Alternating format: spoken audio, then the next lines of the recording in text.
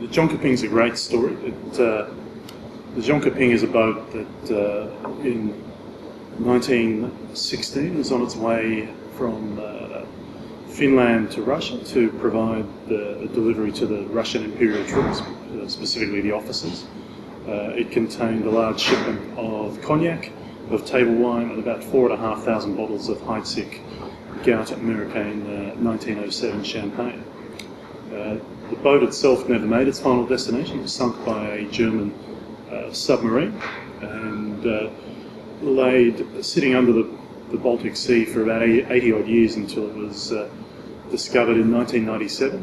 It was salvaged a year later when they found that the cognac and the table wine were both spoiled beyond redemption, but approximately 2,500 bottles of the champagne remained intact, and when they tasted them they found them to be in excellent condition, preserved by the high pressure and the cool temperatures that existed in that particular part of the Baltic Sea.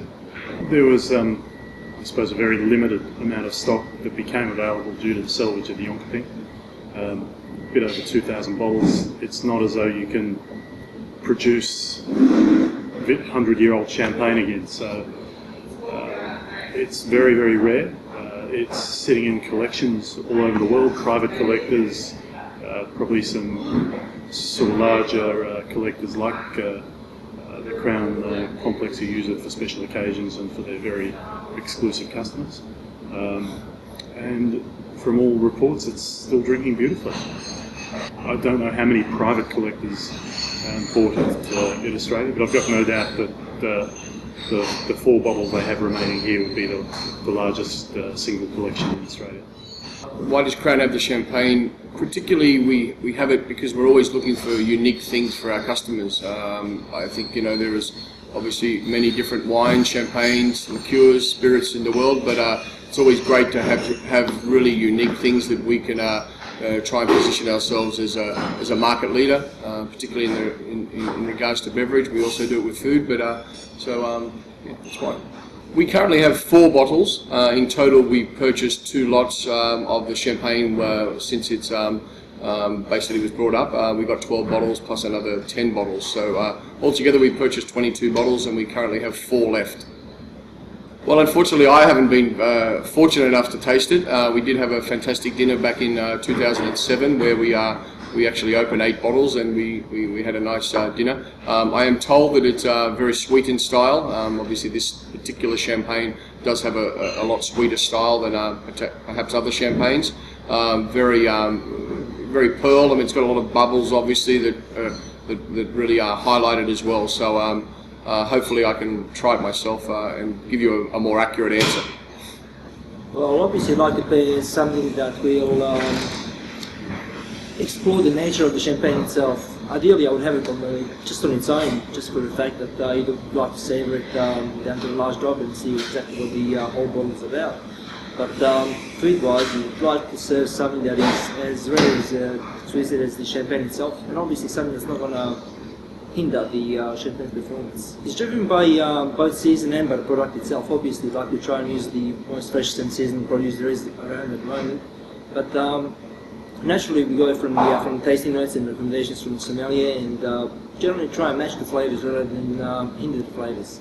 So when we actually taste champagne together with food, it's a beautiful little marriage that happens and enhances both the experience. Let's see, products like honey, peaches, a little bit of citrus in there as well. Something not too strong. Heidsieck Co Monopole champagne in its modern incarnation, the blue top, is available in all Vintage Cellars retail outlets. And simply every time somebody purchases Heidsieck Co Monopole Blue Top Champagne in a Vintage Cellars outlet in the month of November, they are eligible to go in the draw. They need to be a member of the Vintage Cellars Wine Club, but that's a very simple 2-minute process to join, and every purchase from then on will give an automatic entry in the draw. Absolutely free to join. And of course, it's not something that we sell a $13,000 bottle of champagne every day. So understanding that we have 4 bottles left, and we're always looking at enhancing our collection. I actually asked our purchasing department to see if we can get any more of this particular champagne only yesterday.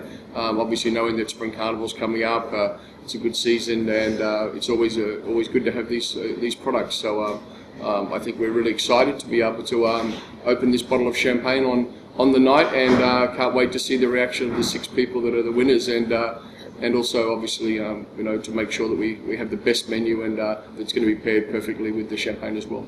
It's interesting when I talked to France about this promotion, they sort of said, can you make sure you've got the wine, because as far as their understanding went, the very last bottle of this sold at auction just this year, and went actually for $25,000 at auction as well.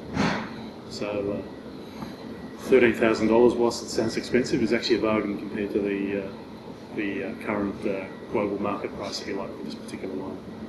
No, it ends late November. It will be drawn in December, and prize winners will be notified. The dinner itself happens on the first Friday of February.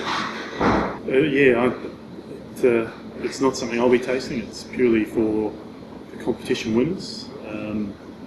Having a look at that bottle, the ullage doesn't look too bad, so there should be 6 quite generous glasses in the bottles. And hopefully, along with the other food and wine on the night, the competition winners have an experience that they will never ever forget, and that they would never otherwise have been involved with.